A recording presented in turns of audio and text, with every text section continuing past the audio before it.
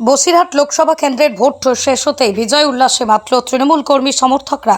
তারা আবির খেললো, মিষ্টিমুখ করে গানের তালে তালে নাচের মধ্যে দিয়ে বিজয় উৎসব পালন করলো।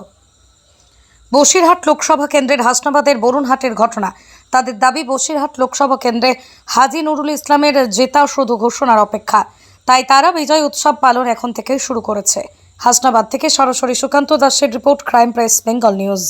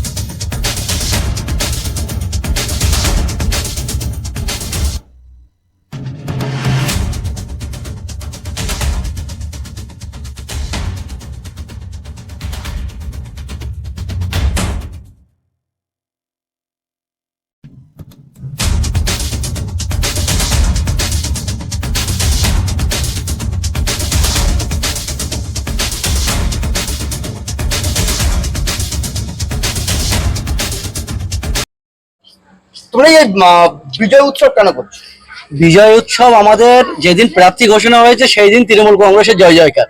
বসিরহাট লোকসভায় কলা গাছ দাঁড়ালেও আমাদের তৃণমূল কংগ্রেসের প্রতীকে তৃণমূলই জিতবে। হাজী নুরুল ইসলাম প্রথমবার যেবার 2009 সালে ভোটে আনুমানিক 40,000 প্লাস ভোটে জয়ী হয়েছিল। নুসরাত জাহান 3,75,000 ভোটে জয়ী হয়েছিল। আমরা আশা রাখছি এবার 4 লাখ প্লাস ভোটে বসিরহাট বাসীর জয় আমরা মমতা ব্যানার্জির হাতে, আমার দিদির হাতে আমরা অর্পণ করবো। সেই জন্যই কি এই বিজয় উৎসব? একদম বিজয় মিছিল।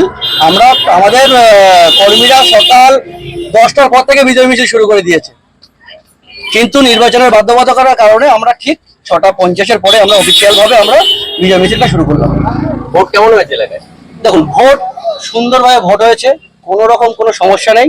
তৃণমূল কংগ্রেস খুব ভালোভাবে জয়লাভ করবে। আপনারা এটাও জানেন, বিরোধীরা যে শুধু বলছে, রেখাপাত্র, শুভেন্দু অধিকারীরা শুধু বলছে তারা জিতছে।